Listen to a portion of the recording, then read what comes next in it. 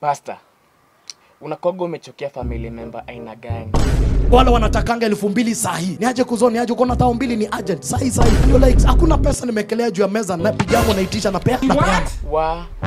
Pia familia yenyewe inakoga na watu hiyo aina. Then ukimwambia hauna, you can even feel the tone. Asikia okay ni sawa tu. They don't even care about your children, they don't care about your life. They are always on an emergency. Lakini si pesa ni zako, unaweza kuwapatie ama usiwapatie.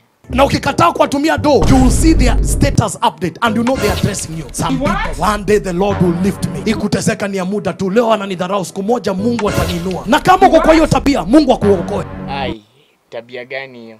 Wakuweka watu kwa status update. Ukiweka maandiko, Mungu anayepanguza machozi ya wanyonge, siku moja atatuinua.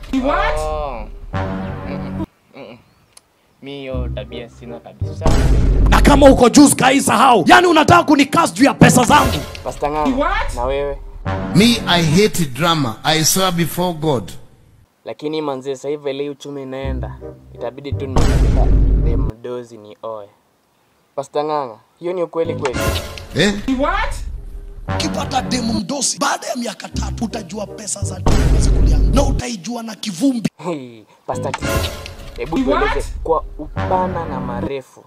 Ata kusupport 1 year, 2nd year, 3rd year haitakuwa support. Ataanza kupiga mamas. Yani hakuna tunaweza do. You just sit down, there is nothing you can do. The moment you hear that word, there is nothing you can do. Just know options have begun to pop up.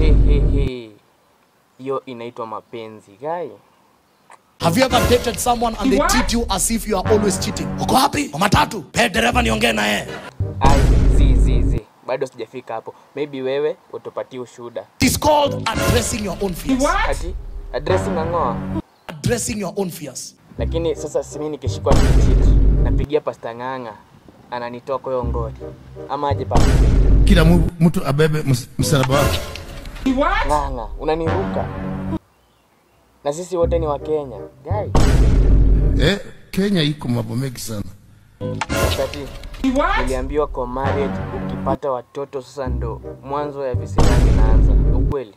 Kwanza if you get boys. Take me slow, pastor. Take me slow.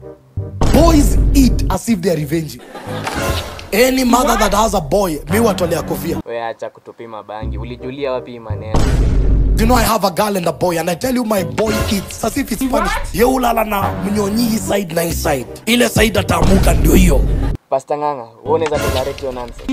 Me, I hate drama. I swear before God. Umesema ukioa mwanamke apambane na hali yake. You never married a washing machine. Washing dishes doesn't make you a woman. She can also get tired. Just be kind to that person. Help her. Take off the clothes. Kunanyesha. Unaona anakikimbia na mandosi. Utoke tu msaidie. Alafu namuuliza, "Na uchunge usinyeshewe." Nikaa kuna radi pia uchunge. My friend. Kenya iko mambo mengi sana.